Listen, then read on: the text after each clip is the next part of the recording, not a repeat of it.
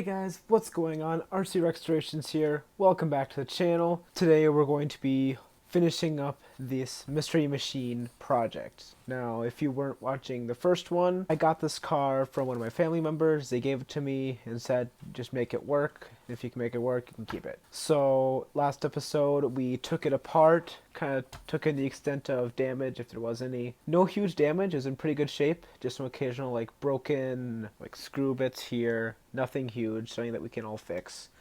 And so we went about removing the transmission and kind of just stripping the whole thing down. So I'll put a picture of when it's all stripped down on the screen right about now. No huge project, it's just a few screws on the bottom and then some faffing about with the mounting system on this shock tower, and then the whole thing just kind of pops off.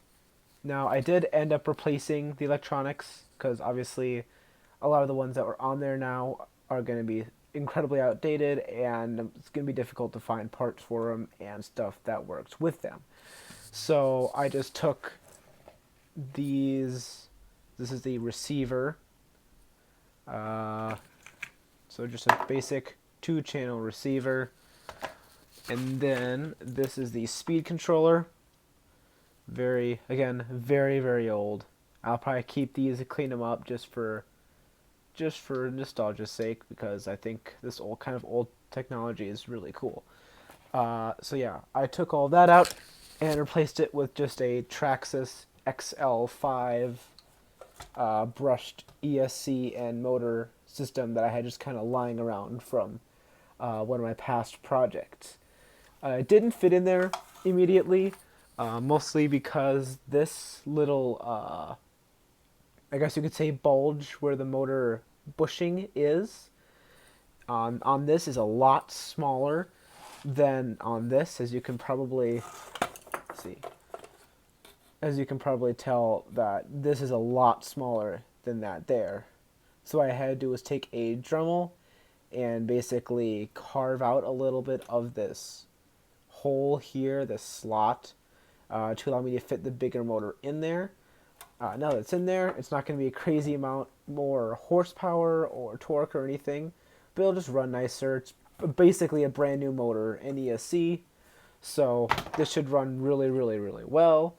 I just kind of put it all back together again, nothing exciting again, just some screws, just a few screws you got to put in, pretty simple procedure. It's taken me about a little bit over a day.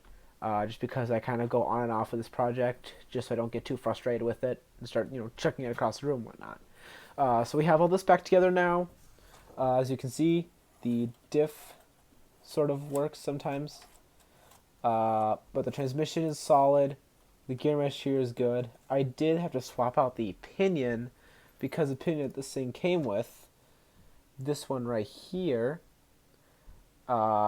is the shaft. The hole here is too big for the shaft of this motor, so no matter how tight you put the grub screw, it's not going to be able to hug this shaft tight enough to hold the pinion on. So I just took a brushed pinion out of a brushed 2-wheel drive brushed rustler, and put that on there because that's the only one that I had that was similar size to this. I will eventually probably find a similar, more closely sized gear, slightly bigger pinion, because this is just going to be a ridiculous amount of torque, but it'll be fine. We need to finish up replacing this front end. Now, I just cleaned this thing off. It was very, very crusty, but when I got it, now it's looking quite a bit better. Still a bit dusty, but it's going to get dirty anyway, so I'm just cleaning it up enough to where it isn't disgusting to hold it. I don't have to wear gloves and whatnot because nobody likes doing that. So all we have to do now is remount this onto here. However, about like that. So that'll sit on there nice and lovely. Make sure there's no underlying issues with any of this front end stuff. Again, one thing I did notice was one of these screw, I guess you could call them towers, is snapped right there. So I will see if I can find a longer screw that I can put in there, as well as some kind of washer or something, or even just try and glue the screw bit on top of there, because As of now, I'm not aware if you can get this chassis for this vehicle anymore, or really any parts for it anymore. So I am just kind of, swindling stuff together, make sure it works. I also need to find a servo for this. I'll probably use the servo out of Fido here. This is my rally car before they went, clipless and brushless and whatnot. Added the brushless system aftermarket, or after the fact that I got it. I began upgrading it to handle brushless, but got a bunch of wrong parts and just kind of gave up on it. So just temporarily, I'll use the servo out of this because this should have more than enough power, and it'll definitely have a lot more power than whatever this one has. Eventually I will test this one, but for now I'm just going to use one that I know is going to last for a decent amount of time. Now all we have to do is remove that servo from the Fido chassis, from the rally car chassis, put it on this chassis, screw everything back together, put this whole front end and front suspension system back on it. I already tested the shocks. The shocks feel really, really, really nice. We have some funky patterned shock towers here. Kind of looks like mimic carbon fiber. I doubt it's actually carbon fiber. Probably just a sticker by the way it looks. But put it all back together. Make sure that this thing will steer, adequately with the tires off the ground and with the tires on and on the ground. Now, let's get this servo mounted and get this whole front end put back together, and then we can get to running it. Let's go!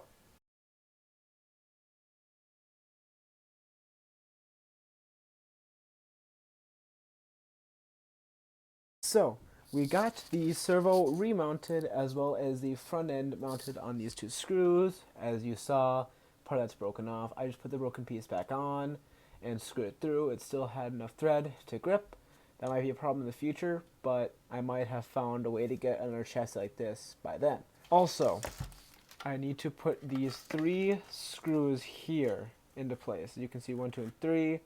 They're some of the shortest screws I have ever seen in my whole life. Let me give you guys just one to show you just how short I mean they are. Now you guys see what I mean. Look how tiny these things are. Oh geez.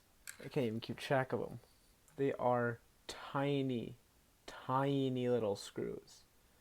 Almost completely ineffective, but I'm sure they do something. I gotta find all 3, so I need to find 2 more. And I need to put them in these 3 holes to finish mounting this front bulkhead. Alright, so we got the whole front end mounted. It's nice and securely on there. No more real surprises, which is nice for once. Alright, so what we need to do now is mount these tires back on their axles, making sure we don't lose the bearings that are inside the hubs there.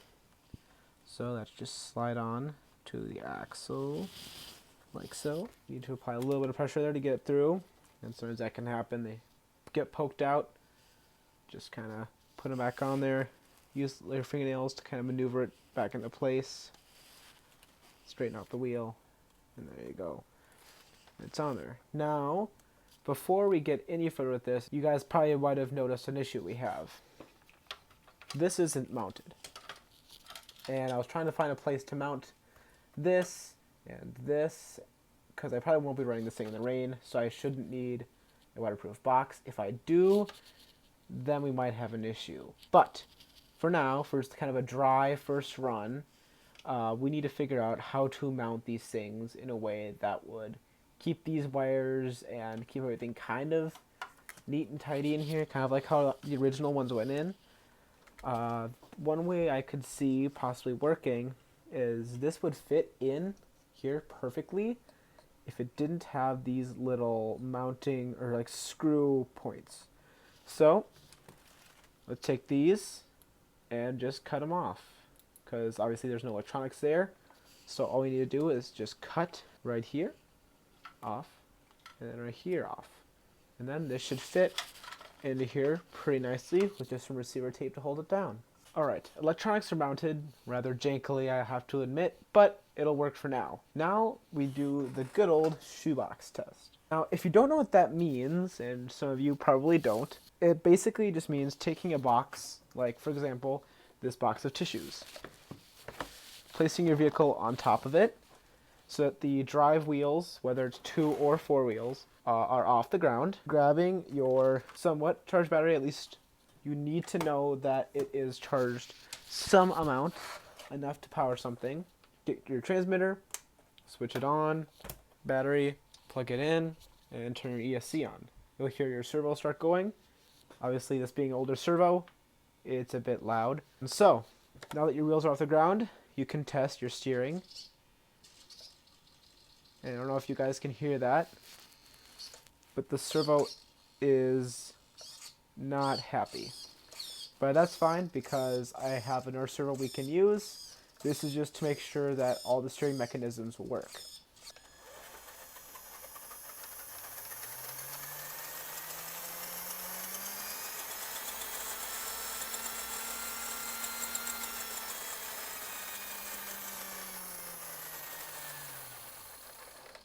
Alright, so we know the transmission works, we know the motor works, and we know that the steering mechanisms in here are working. The only thing that isn't working is, for one, my throttle is inverted. That's reverse, and the wheels are spinning forward. And this is forward, and my wheels are spinning reverse. Easy thing to switch around. You just have to go bop.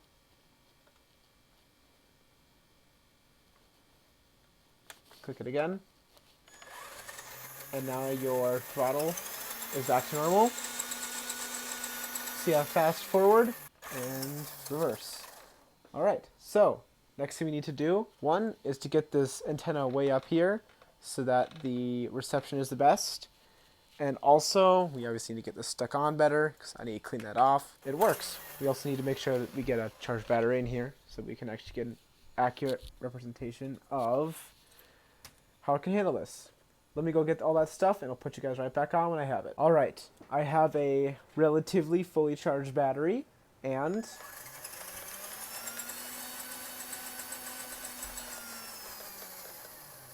it's running pretty smooth. All the transmission components are working. There's no smoke coming from the motor or anywhere there shouldn't be smoke coming from. The mesh is holding up pretty well.